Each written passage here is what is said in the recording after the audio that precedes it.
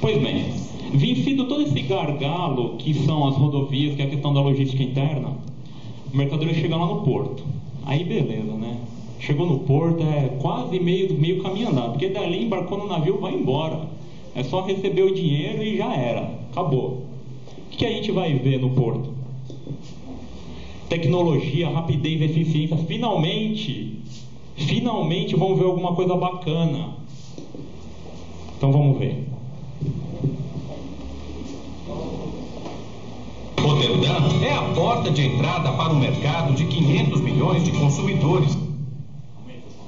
Não foi eu que mexi no volume. Eu ia chamar o rapaz.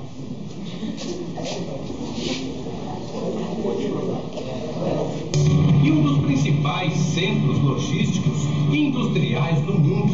O porto daqui é o maior de toda a Europa e o terceiro mais movimentado do mundo, atrás apenas de Singapura e Xangai, na Ásia. Mas como a Holanda, que tem um território do tamanho do estado do Rio de Janeiro, consegue ser tão rica e tão eficiente? A resposta está na tecnologia. Um exemplo simples. Para evitar filas no cais do porto de Roterdã, a chegada e a saída das embarcações é controlada por satélites. No Brasil, ainda usamos o radar. A surpresa maior está nesta área de 265 mil metros quadrados, o Terminal Fantasma. O lugar tem este nome porque os guindastes não precisam de operadores, nem os caminhões de motoristas. A mão de obra empregada aqui chama-se tecnologia e ajuda a dar ao porto de Roterdã o título de mais eficiente do mundo. No Terminal Fantasma, tudo é informatizado e controlado por uma torre, como num aeroporto, explica este controlador do terminal. Lossen en laden van de containerschepen. Os caminhões e os guindastes são teleguiados, funcionam como brinquedos de controle remoto, mas não podem passar de 11 km por hora. Eles seguem uma rota pré-determinada pela torre de controle e trabalham 24 horas. Esta empresa brasileira de suco de laranja escolheu Roterdã para fincar sua bandeira na Europa. O suco chega em navios, é acondicionado em tonéis e vendido para todo o continente. Se você tem várias oportunidades de fazer esse produto chegar com um custo menor na sua empresa, facilmente é uma decisão que a empresa vai tomar de vir aqui. E Roterdã é um desses pontos. Fácil chegar, fácil locomoção e fácil escoar o seu produto para outros países.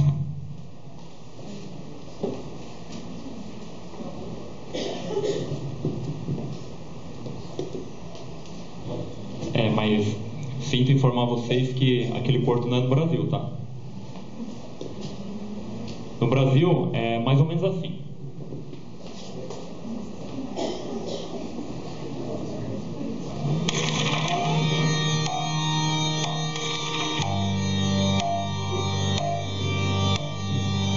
É dureza você ficar aqui 5, 6 horas dentro do caminhão parado aí.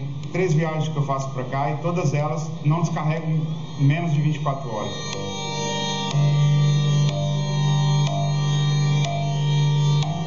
O governo federal criou há 2 semanas um plano para que os portos operem 24 horas por dia. A ideia é que os portos de Santos, Vitória e Rio de Janeiro trabalhem durante a noite da mesma forma como trabalham durante o dia. Eu posso falar com propriedade a respeito do meu órgão, que é o Ministério da Agricultura. Do nosso ponto de vista, não resolve. Por parte da Receita, essa fila de caminhões que tem de exportação de granel, trabalhando como a gente está trabalhando hoje, ou 24 horas, não vai ter uma grande diferença.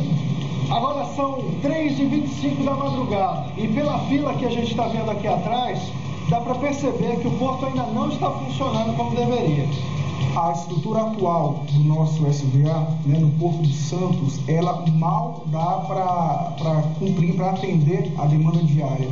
Para poder fazer o serviço, todos os serviços, 24 horas por dia, pelo menos mais 400 servidores serão necessários para a cobertura. Já que o governo federal deu essa brilhante ideia, digamos assim, de estender, nós não nos opomos a isso, desde que nós tenhamos condições efetivas de que esse trabalho aconteça. E a melhor forma é abrir concurso. Depois de ver que o Porto 24 horas não funcionou como deveria, o governo agora admite reforçar as equipes dos portos com mais gente e mais equipamentos.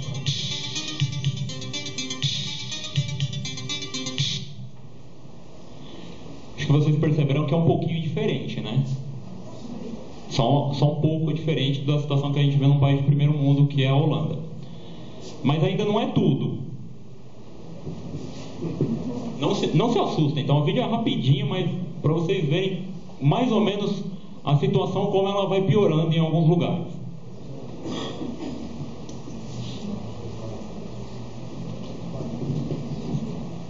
Vou recordar vocês que os carrinhos lá na Holanda não tem motorista, eles não se batem, é tudo automatizado. Vocês lembram do primeiro vídeo, né? Então tá bom.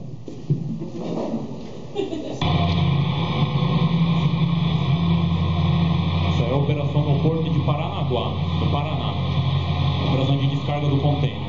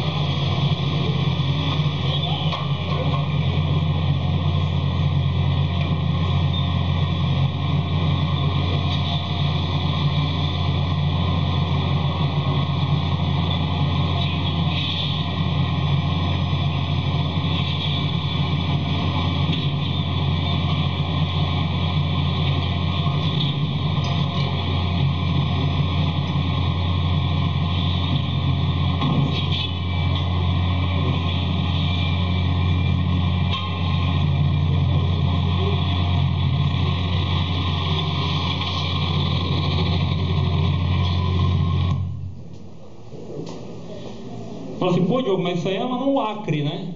Que o pessoal fala que não existe, brinca até, né? Não, não é. É no Paraná, Porto de Paranaguá. O Porto de Paranaguá, para vocês terem uma ideia da importância dele, cargas de empresas como a BR Foods, que é a Sadia, a antiga Sadia aí, Perdigão, os containers dessas empresas, eles embarcam através do Porto de Paranaguá. Grande parte das mercadorias produzidas por essas empresas destinadas à exportação embarcam por Paranaguá. Estão vendo o navio ali, ao fundo da imagem. É custo isso aí. Não enxerga um navio ali não, pode enxergar um cifrão. E o custo subindo. Porque o navio parado, você vê o tempo que demorou para descarregar um container? Isso é custo. Porque o dono do navio está cobrando de alguém. E de quem que é? Da empresa que está pagando o frete. Do exportador. E se o exportador não estiver pagando frete, quem tiver importador vai cobrar também. Esse custo ele vai estourar na mão de alguém. E a demora, a ineficiência, ela eleva o custo do produto final. O produto perde competitividade. E isso é diário. São operações diárias que acontecem. Consequentemente, tem uma interferência muito grande para as empresas. Muito grande. Tão grande que é difícil até imaginar e de explicar para vocês o impacto que isso tem. Porque eu conheço empresas donas de navios e eles não são bonzinhos não. Eles são mauzinhos, isso sim. Todo esse custo, ele é agregado ao valor do produto final. Toda essa ineficiência reflete na competitividade do produto. O navio fica mais tempo parado no porto, tem que cobrar mais caro. Porque o dono do navio tem que pagar. A diária de um navio atracado no porto, em torno aí de 30 a 50 mil dólares, tá? Por dia. Que aí é rateado entre os exportadores, aí colocam mercadoria dentro. Então encarece o valor do frete internacional. Além disso, existem coisas que talvez vocês não vão ver em lugar nenhum, porque eu estou inserido nesse mercado, então a oportunidade única, hein? Quem quiser tirar foto agora. Os custos portuários e o congestionamento nos portos. Vou falar do congestionamento nos portos que está atrelado à imagem anterior. Mais tempo o navio fica, outros navios vão chegando. E aí? O outro não desembarcou toda a carga que tinha para desembarcar, e eles vão ficando parados num local onde chama barra. Eles ancoram ali, lançam âncora e fica parado para poder atracar no cais. Essa diária, não está no cais, o porto não está cobrando. Tudo bem, mas o dono do navio está, porque ali ele tem uma tripulação, ali ele tem consumo de alimentos da tripulação, combustível, energia, não do navio que está parado, né? Não é energia para o navio navegar, mas sim a energia elétrica, a energia para movimentar o dia a dia no navio. E existe congestionamento. Eu vou falar para você, o congestionamento no porto, nos portos, ele é mais prejudicial do que o congestionamento nas estradas. Tanto para as empresas exportadoras quanto para as empresas importadoras também. Tem os custos portuários. Armazenagem. Quando o indivíduo chega com container no porto, ele deixa lá armazenado até o navio chegar para pegar a mercadoria dele. Isso não é de graça, acreditem, tá? Não é de graça. Paga e paga caro. Quer uma base? R$150 por dia um container, mais ou menos. Se for um container refrigerado, mais R$100 de consumo de energia elétrica por dia. Eu não consumo R$100 de energia elétrica em 3 meses na minha casa. O pessoal cobra R$100 por um dia do container lá. A burocracia para a liberação da mercadoria para exportação gera mais tempo de armazenagem, enfim, é tudo efeito cascata. E os custos de movimentação portuária, porque dá só frete. Quando chega lá, tem o trabalho do operador do guindaste, isso é cobrado. Tem uma taxa de seguro obrigatório para a mercadoria ficar lá, porque se o terminal pega fogo, aconteceu recentemente, né? Se o terminal pega fogo, essa taxinha, esse segurozinho obrigatório, acaba cumprindo esse valor. É pago também. Não é nada de graça, não tem nada de graça. O serviço da Ative lá do Diogo é pago também. E mais, eu cobro em cima de tudo isso também. Por quê? Porque eu tenho custo, existe custo também dos prestadores de serviço. É uma coisa assim incrível. E aí a gente chega na parte da solução. Falei de todos os problemas. Vocês vão falar assim, pô, eu vim aqui falar de problema, é fácil. Apresenta a ideia, solução, né? Afinal de contas, você estudou tanto tempo, 8 anos para se formar em administração, não é medicina, tá? Só para vocês saberem. Tá aí palestrando sobre os entraves da exportação e não vai apresentar uma soluçãozinha? Claro que eu vou, pessoal. Eu sou quase um gênio do comércio exterior. Eu vou apresentar um monte de solução para vocês. Olha só que maravilha. O que a gente tem lá? Burocracia. O que a gente tem que fazer? Desburocratizar. Carga tributária, vamos reduzir. Ferrovia, opa, vamos construir mais ferrovia. Estrada, construir mais estradas. A estrada está ruim, reforma. Qual que é o problema? Moderniza. Pedágio, reduz o preço. O porto obsoleto, reforma, amplia, moderniza, transforma, igual está lá o porto de Rotterdam. Eles não fizeram isso lá, a gente pode fazer também. Os custos portuários são altos? Reduz os custos, intervém, vai lá, fala para o governo interferir, colocar a faca no pescoço do dono do terminal portuário e fala, baixa o custo aí. O porto está congestionado, moderniza, transforma igual de Rotterdam, que o negócio vai fluir, que é uma maravilha. Aí, solução, e nem precisa estudar tanto para chegar nessas soluções. Mas saber o que tem que fazer não é fácil, está visível aos olhos, está aí, todo mundo vê. Não precisa ser nenhum gênio para saber o que tem que fazer. É preciso saber como fazer. E essa parte é a parte mais difícil. Como fazer? Gente, a gente está acabando. E eu fiquei pensando, desde quando fui convidado, que mensagem que eu ia deixar aqui no final para vocês. E é o como fazer. Não é necessário, não é suficiente, é necessário, mas não é suficiente saber o que fazer. Tem que saber como fazer. E como fazer? Planejamento. Se competitividade é a chave para o sucesso, o planejamento é o segredo para a gente chegar até a competitividade. Não basta... Todo planejamento ele tem que ser a longo prazo, tá? Então, assim, não adianta a gente achar que o governo atual ele é responsável por tudo que está aí, por toda a deficiência que a gente tem. Não é, gente, não é. Isso é fruto de 513 anos de história.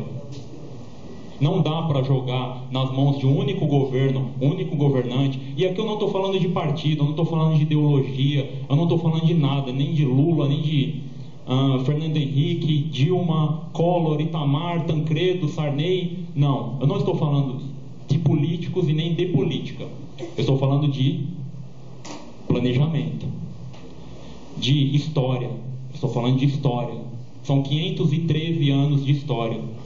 Um governo assume e ele tem que construir uma ponte com os carros passando sobre ela. E isso não é fácil. Acreditem, isso não é fácil para uma empresa. Quem diria para um governo, para um país com 200 milhões de habitantes? Não é fácil. Então não adianta a gente culpar o governo. Mas, quando esses indivíduos que estão no poder atualmente assumiram, os problemas já existiam. E mesmo assim eles quiseram assumir. Então, problema deles. Eles que resolvam, pelo menos parte disso. E como que eles vão resolver? Não é planejando para 4 ou 8 anos. É planejando para 10, 20, 30, 50 anos. Nenhuma obra de grande porte é feita para 4 anos, para resultado em 4 anos, em 8 anos. Essas obras elas têm que ser feitas pensando em 20 anos, em 30 anos. E aí, esse governo, essas pessoas têm que deixar de lado a questão eleitoreira, a questão pessoal, o interesse particular naquele resultado, porque ele não vai ver. Um governo ele planta frutos que o governo seguinte colhe. Acreditem nisso e observem a partir de hoje. Um governo planta os frutos que o outro governo colhe. Se o outro governo for ruim, muito provavelmente a culpa é do governo anterior. E se for bom, muito provavelmente os méritos são do governo anterior. Caso rápido, o Plano Real, implantado em 1994, demorou anos para dar resultados palpáveis para o Brasil começar a crescer novamente. Muita gente aqui é nova, talvez não lembre, mas o Brasil sofreu muito com a inflação e foi necessário um plano a longuíssimo prazo, não um plano a curtíssimo prazo, não, a longuíssimo prazo, que a gente colhe os frutos até hoje. Se o Brasil passou como passou pela crise de 2008, é responsabilidade lá do Fernando Henrique que lançou o Plano Real. E eu não estou puxando o saco do Fernando Henrique, porque o negócio foi bom, senão tinham tirado. Nem gosto dele. Mentira, eu gosto sim. Planejamento a longo prazo. E aí, culpa do governo? O governo que planeja? Não. A gente tem que entender e visualizar quem é que tem planejamento a longo prazo e decidir colocá-los lá. A responsabilidade, no final das contas, está na mão da gente. E se a gente se omitir, tem uma frase de Platão que diz: o castigo dos homens capazes que não tomam parte nas questões do governo é viver sob o regime dos homens incapazes. Então, se a gente não tomar parte dessa questão, não é tomar parte, sair lá, brigar, tal, também, se for necessário, mas analisar com consciência, deixando de lado os interesses pessoais e analisando e vendo quem é que tem interesse pessoal envolvido naquilo ou não, envolvido no poder. Você quer o poder por quê? Porque tem interesse pessoal envolvido ou porque você realmente quer o bem coletivo? Quem tem que ser colocado lá são pessoas que pensam no bem coletivo e não no bem individual. E esses projetos têm que ser apresentados nas eleições e a gente tem que votar baseado nisso.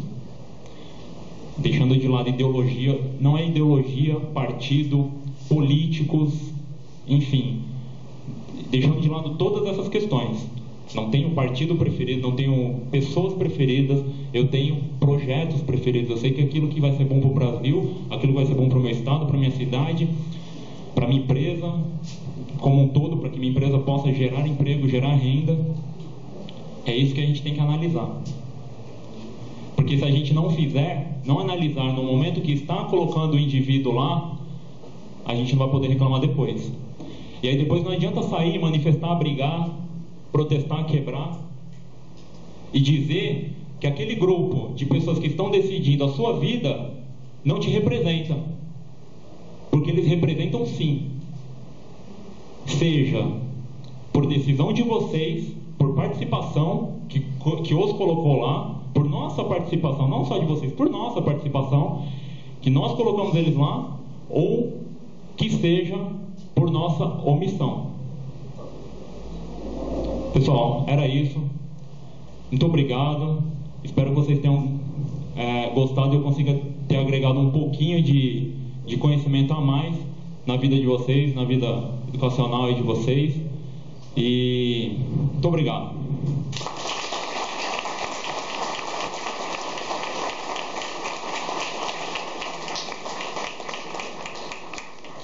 Deixa eu tirar o engenharia alternativa aqui.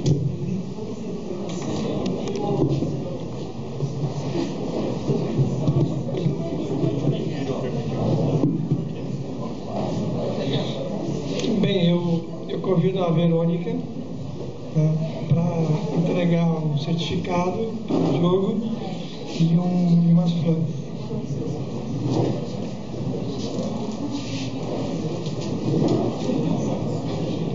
Obrigado. Obrigado.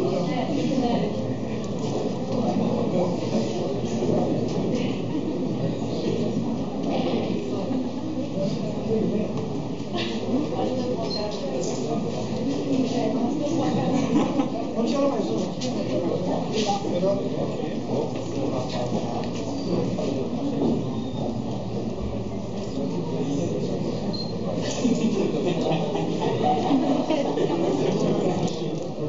Pessoal, a nossa outra palestra já está aqui. Carol, você já me vindo aqui para. Quem tiver alguma